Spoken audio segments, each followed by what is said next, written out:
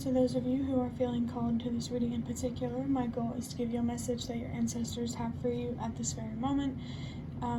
The first thing that I want to do is shuffle out one major arcana from the Magical Dogs Tarot, just to see what major part of your life your ancestors want to address. If you want to be a part of the community that I'm trying to create, subscribe and hit that notification bell. And if you're interested, you can also find me on TikTok and Instagram. The links to those are in the description. Let's see, which one are we taking? Okay, feeling a little indecisive right now, so indecision could be coming up. Okay, we have the Death card. This is really interesting because I recently posted a reading on my TikTok about something coming to an end that is related to impulsive decision making. So ultimately, I do feel like what's coming to an end is self-destruction. I'm seeing 111. That comes from trusting yourself more and believing in yourself more, really tapping into that High Priestess energy, embracing the darkness instead of running away from it kind of energy. For some reason I was hearing that. But death is also represented with the number 13. So that could be a lucky number. Black cats might be significant as a sign. Or, you know, the number 13, it doesn't have to be about luck. It can be about anything. That number is just coming up. I'm also picking up, just from the injury, there could be something about an injury here. But just from the imagery on this card, what's coming through strongly is like Egyptian religion, ancient times kind of thing. The sun may be significant. I'm definitely picking up something here about resurrecting something, aka your soul, but more in like a metaphorical sense, seeing 222. So definitely about your mental health and balancing out your life through seeing things clearer and clearer and clearer. I'm also picking up on temperance. So yeah, if it hasn't come to an end yet, what will come to an end is self-destruction and ultimately bringing yourself and those around you. I'm feeling something about more fortune, but just more. Because you do have an impact. You have power, whether you want to believe it or not. And it will either show up, I'm hearing, in lower vibrations or higher vibrations. You get to choose. There's just something really important about choice here and making peace with those. Maybe from the past or like now. Maybe something about accepting the risks of a situation or like of making a certain decision. Some risks are worth taking, some aren't. Seeing 333, very, very, very occult or divine sort of vibes here. But now I want to move on to these Secrets of Tarot cards to look deeper into this and see what message your ancestors have for you. Yeah, the Ten of Swords. That backstabbing energy, that betrayal sort of energy is coming through quite strongly. There may be some people in your life that have betrayed you, but your ancestors want you to know, specifically family, that it's not personal, but it's also beyond family, you know. Anyone who mistreats you, it's not about you, especially if you know that you are an honest, truthful, pure, if you will, sort of person. Others betraying you might feel like the universe as a whole is betraying you, whatever higher power you may or may not believe in. But that's not true. There's something here coming up about Christianity and how you're taught to not question God. And for me, spiritually, that translates as not questioning things you can't control, so you don't waste time on trying to control things that you will never have control over. There's a lot of energy here about acceptance, for sure. Being, in general, more accepting of painful or darker, challenging aspects of life. Duality, yin and yang, those might be some concepts that you might want to look into. And also, with this feeling of betrayal, this really painful ending, and I just realized something, but let me finish my message, please. All of your spirit guides, the universe, your ancestors, past loved ones, whatever, they want to help you through this. So don't be afraid to, I'm seeing 555, communicate with them, for sure. And the thing that I noticed is the Death card is an ending, the Ten of Swords is an ending. So, yeah, I'm also feeling that the domino effect, how one ending creates other endings. The end of whatever betrayed you is the end of self-destruction. That's so interesting. I'm really picking up strongly that you may feel defeated or exhausted. I did see the Nine of Wands before getting into this, because something from this deck, it just called me to it. When I flipped the card, it was the Nine of Wands. So, resilience and perseverance, patience, that's really coming through. While I was meditating today, it was a 369 meditation, 13 moon tarot. That tarot reader might be significant for you.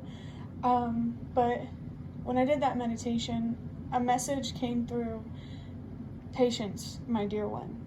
So I really feel like that message is really significant for somebody. Slowing down and what really helps you become more comfortable with patience is allowing yourself to sit in stillness more. That's something that also came through while I was meditating. And so meditating itself, you might be being called to do more of that.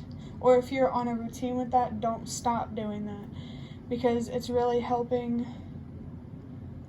push things to close out. So I'm hearing new doors can open, for sure. Now we have the Knight of Pentacles, which is a very hard-working energy. The Nine of Wands, resilience, perseverance kind of energy makes a lot of sense. Commitment is also coming up, commitment to yourself, to making peace with this betrayal, changing your mind on loss and the darker aspects of life. There's definitely a very deep transformation going on, and death, that's a transformation, because with death comes new beginnings. So you do have potential to open new doorways for yourself. You just need to first focus inward and create that inner temperance to manifest that outwardly. I had to snap because I was having trouble remembering what I was saying. But this Nine of Pentacles, this is the energy that you're being asked to be in. Hardworking, focused, and committed. Your ancestors definitely don't want you to get off of the track that you're currently running on. Okay, we have the Page of Wands. Okay, I love that this card is coming up, because it tells me that you are doing some inner child healing. So of course what's happening now is for sure going to be deeper. What you're really bringing back to yourself is that fire, ambition, and passion for life, that spark for life. And it's that energy that's going to help you stay committed, for sure. Where do you feel hopeless or pessimistic? Where do you feel so fearful that you feel paralyzed? Those are things that your ancestors definitely want you to look at and address. Definitely think back to childhood. Think about how your parents or caregivers, environment, and stuff like that affected you. I'm also picking up how if you have low self-confidence, the world is going to seem like a scarier place and you're going to feel more trapped. So right now I'm seeing 10-10. You're definitely needing to focus on your self-confidence, and it's not just your ancestors that are saying that. Like I said before about your ancestors, or all of your spirit guides want to communicate with you, all of them. Your entire spiritual support system wants you to focus on your self-confidence. They want you to learn how to trust yourself more and learn how to believe in yourself more. The High Priestess is coming through again. And I'm also picking up on the moon energy. You're definitely traversing through some darkness, and that's exactly where you're meant to be right now. Figure out, turn pain into wisdom. Turn that fear into wisdom. How you gain that wisdom is by overcoming them. Whatever you're afraid of, like say, oh well, I'm afraid that I'm not going to be able to handle if I embarrass myself. I'm not going to be able to handle that. Tell yourself the opposite. I can. I just saw 11:11. Stop telling yourself I can't, and start telling yourself I can.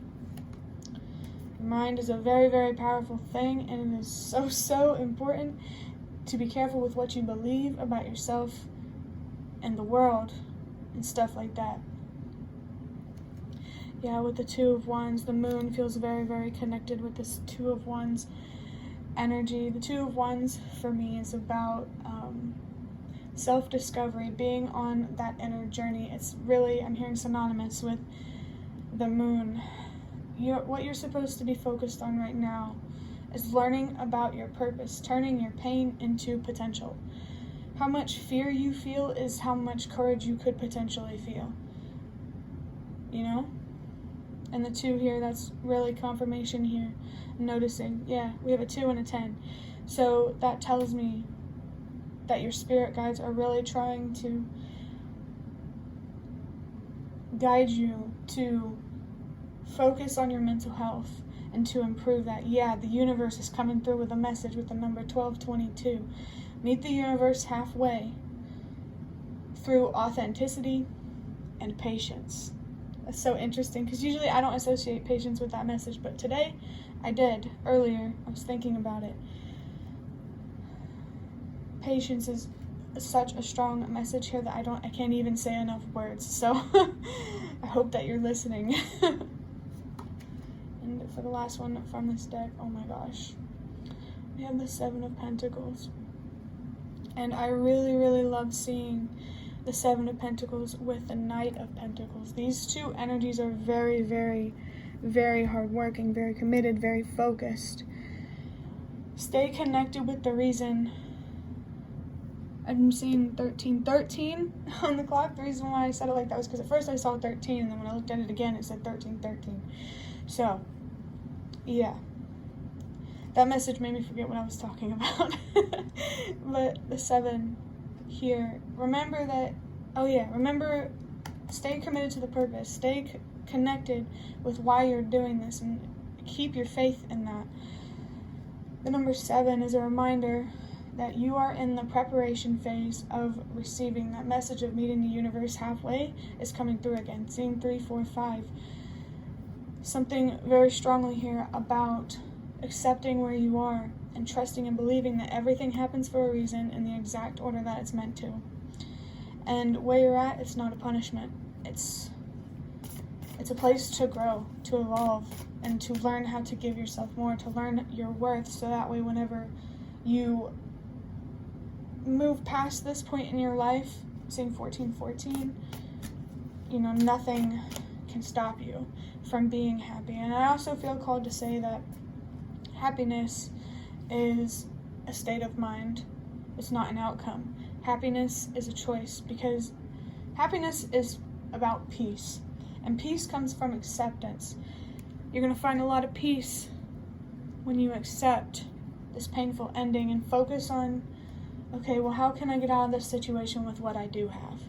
I'm seeing 444, yeah, something, you might be trying to relocate and figure out how to do that, and your ancestors are saying that your answers are going to come from within. Meditation is coming through again. You need to silence, or at least quiet. I don't want, you need to quiet your mind so that way your inner voice can be much louder. Overthinking might be significant, so you might want to try to figure out how to slow your thoughts down. Seeing 1515, an attachment, definitely lots of anxiety here, so definitely learn how to slow your mind so that way your inner voice can be louder. And writing is also coming through as well. Maybe keeping a journal, that will really, really help you. Like seeing things on paper, it'll make like the way you think about things, the way you look at the world, it will make a lot of sense that way. So journaling can be helpful. If you're doing that, keep doing that. And the universe, all of your spirit guides, whatever, they might be trying to communicate with you through writing, especially if you listen to music at the same time. Seeing 555, pay attention to words that you're writing as you journal that sync up with lyrics that you're hearing while you're listening to music. And pay attention to the sentence that sync is in. I hope that makes sense. But now, to close out this reading, I want to get just a few cards from the Ancestor Spirit Oracle to see what else your ancestors want to say. We have psychic strength. Yeah, that occult feeling, that divine feeling. Very, very strong here. It also says shield, talismans, gold light. Okay, lots of messages coming through. So the first one from psychic strength. If your worth and what you deserve isn't enough to keep you motivated and committed to your growth, there's something here about being excited about your psychic abilities and developing those. The more that you heal, the more that you accept, the more patient you become, the louder that inner voice comes and the more information that can come through. Like, you can pick up on occult wisdom or divine wisdom without searching the internet. You can simply look within, and all of your answers to everything, literally, could come from looking within. With shield, of course, with this Hamza here. If you're not sure what that is, it's a symbol of protection. Maybe you could look it up or get some sort of talisman about the Hamza. But you're being called to protect your energy. Do not let people get into your head and try to tell you who you are. You know you better than anyone else. Even a therapist cannot, tell you who you are. They can't give you your answers. They're there to guide you. It's the same with your spirit guides. They can't give you their answer, but they can guide you. And all you have to do is just be willing to find those answers. Curious and adventurous enough to stay on this journey. I'm saying 1818, or it could be the 99 master number.